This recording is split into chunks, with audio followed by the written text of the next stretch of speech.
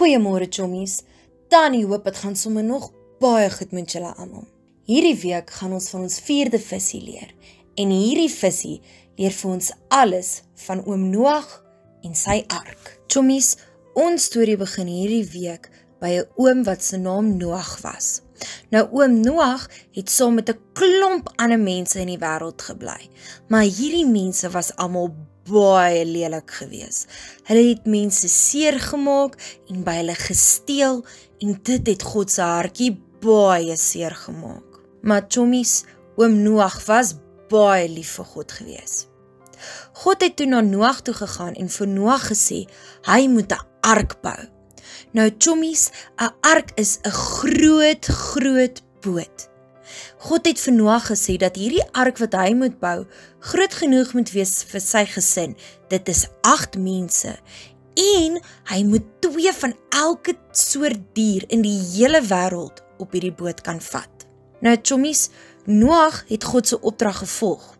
Hy het die ark gebou en dit met pik gesmeer. Pik is so 'n swart dik laagie wat die ark waterdig gemaak het. Toe die ark klaar gebou is, het God 2 van elke soorte diere na Noag toe gestuur om op die ark te sit. Chommies, die mense het vir Noag vreeslik gespot en baie vir hom gelag. Hulle kon nie verstaan hoekom hy so 'n groot boot bou nie. Hulle het gedink hy's bietjie mal, want hulle kon nie eers die see raak sien nie. Kort na Noag saam met sy gesin en al die diere in die ark was, het dit begin reën. Chommies, dit het vir 40 dae en 40 nagte aanhoudend gereën. Dit is langer as 'n hele maand, chommies.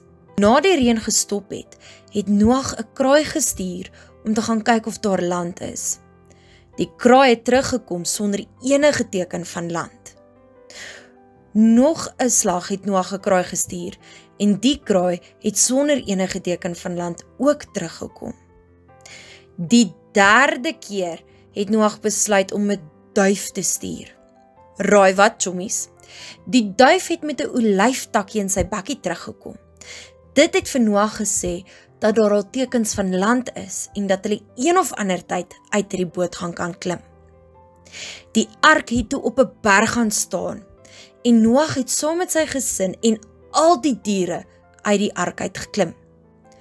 God het vir Noag en vir ons 'n teken gestuur waarin hy beloof het dat hy nooit weer so 'n groot vloed sal stuur nie. Nou chommies, hierdie simbool was 'n reënboog. Chommies, vir hierdie week se aktiwiteit gaan ons die 4de prentjie wat Tannie in julle pakkies vir mamma gegee het inkleur en ons gaan ook die volgende op dit plak. Jy gaan jou laaste bietjie watte nodig hê, jou 3 groot rooi steentjies en jou 3 stukkies swart pypskoonmaker. Chommies, Tannie hoop dat julle 'n ongelooflike lekker week sal hê en dat julle mammas en julle juffrouens baie mooi sal behandel en soet sal wees. Tannie kan nie wag om julle volgende week te sien nie.